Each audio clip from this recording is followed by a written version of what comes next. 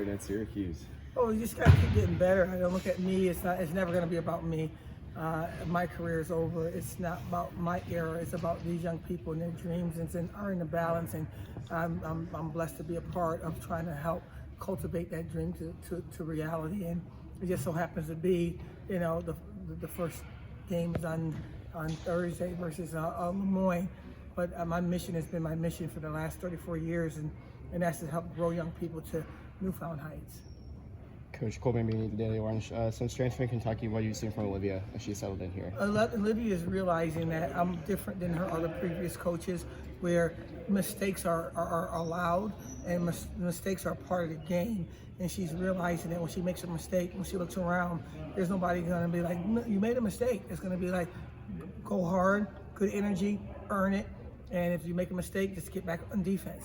And I think that she's starting to really feel like I can play through some things, and it's really a joy to see her. I tell you, she is definitely worth the wait for 3 times, and I think that her better days are going to be her latter days in this season.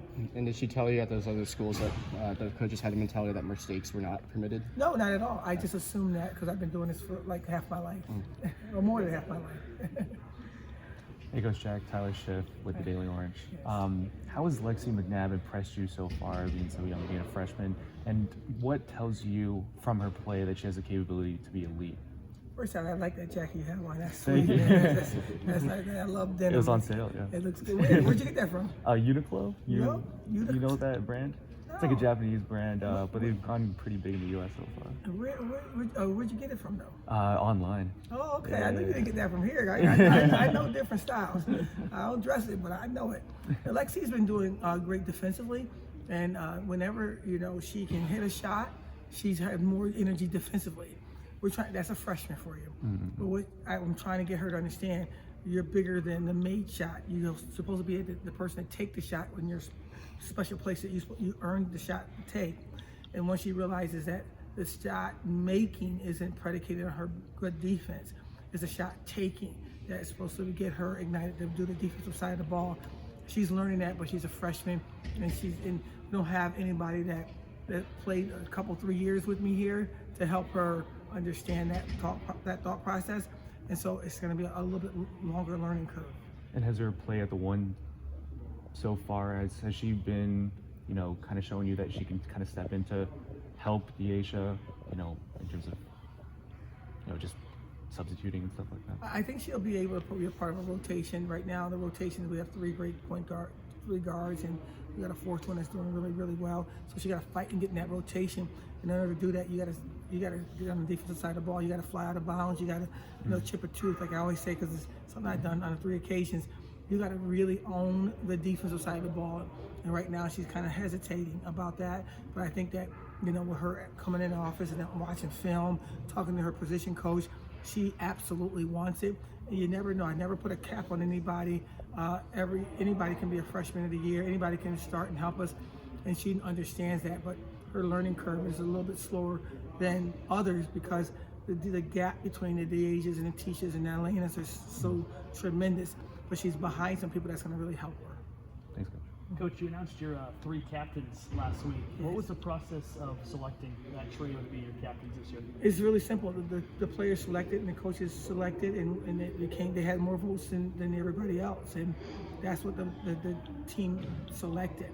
And I like it like that for this upcoming year because they've worked together for the last 6 months, and through that 6 months tenure of time, those 3 emerged as the ones that the team think that can lead us to the NCAA this upcoming season. So you're happy with the team's decision with the 3 that were selected? Oh, I'm happy with everybody. A captain is one thing, leadership is another.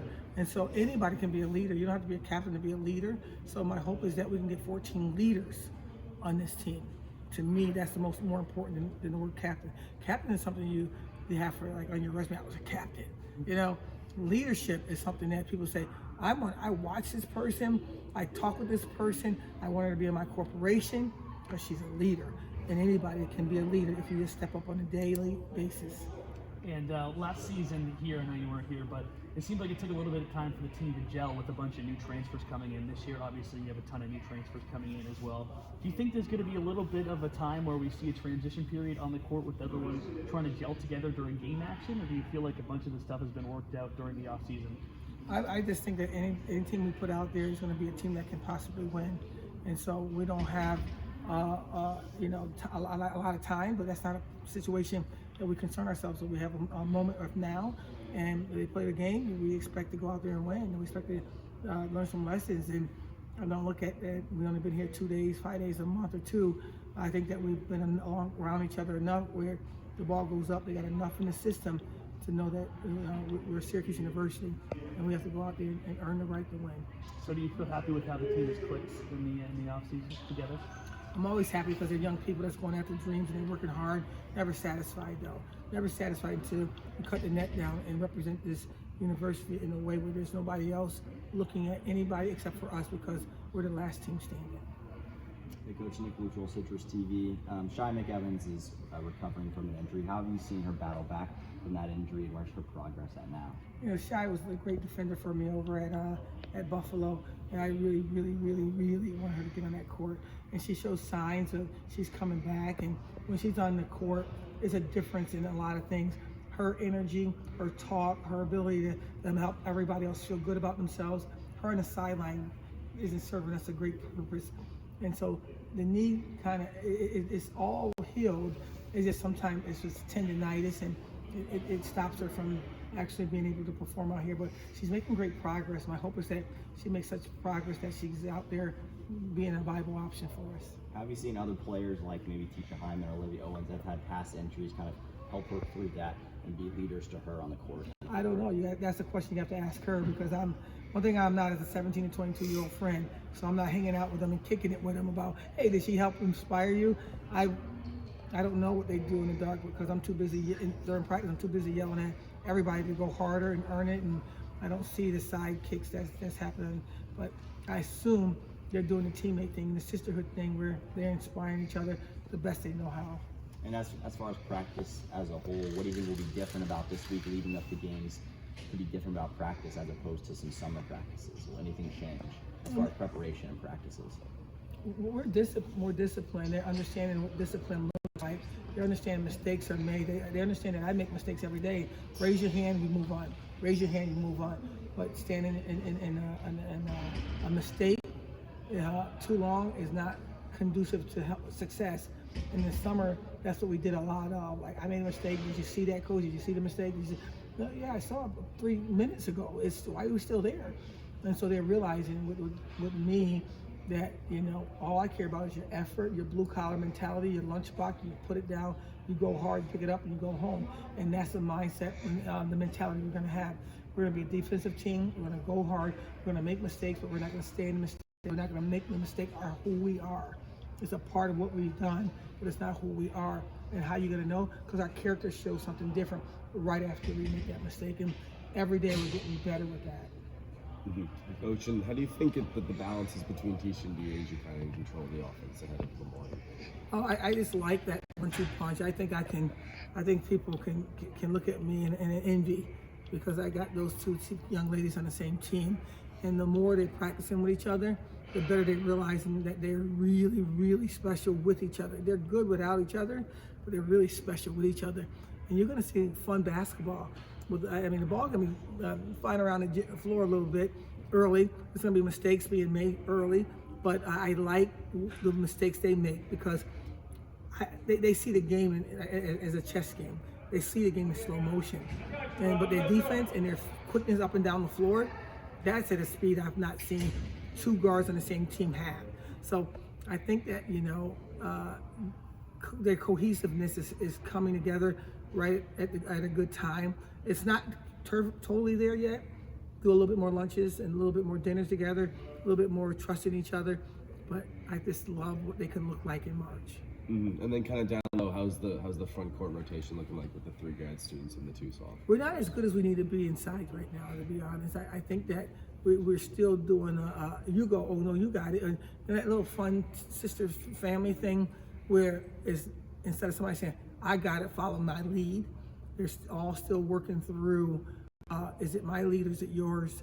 And once they just say, I got the lead right now in this possession, I got it in this next possession, or I got it this next game, the more we can do that, because I think that we're pretty talented down low, but I think that we're so nice to each other that is preventing us to emerge as a force that I think that we can become. But it's a strength of mine, and we're going to help them grow through that. And the longer they allow me to help them grow through that, the better we're going to be. Two more. Better in March. 2 more for Coach. And then also Georgia picked up an injury earlier. How is she progressing with that ahead of the exhibition and the opener? She's not going to be ready for either one of those, but Georgia has been one of those players that is toughest now. Is one of the toughest players I've ever coached. But this injury has gotten her not so tough. And so today was a day that I helped her realize that Coach Jack sees all of us. And we really jumped on her hard today, and her game picked up, and the limping wasn't as bad. And so I think I need to kind of start yelling at her like every day, even before she comes to practice. So I'm gonna send her a message on her when she go to class. I'm gonna roar! And maybe that's what she needs on a consistent basis. But Georgia's a special player, and we really want her on this floor as soon as possible. Coach, early morning practices, you always come in with high energy. I'm just generally curious what your morning routine is, so you're able to come in here and have all this energy going through an early, 6 a.m., 7 a.m. practice. You know what? He didn't have to choose me to wake up, right? There's so many people in this world that didn't wake up, and that's what people take for granted. I'm old enough to realize that, it's a choice that God makes every day, and who he brings home with him and who he allows to stay on this earth. And when I wake up and he says, you can stay, I thank him by the gift I have, whichever it is. It's energy, passion, helping young people get better. I owe it to him. And so my relationship isn't with the people that's on this earth. My relationship is with the God that I call my God. And how I thank him for allowing me to wake up. I give all I have. And I'm over the top a lot. I know that. But that's how I celebrate him.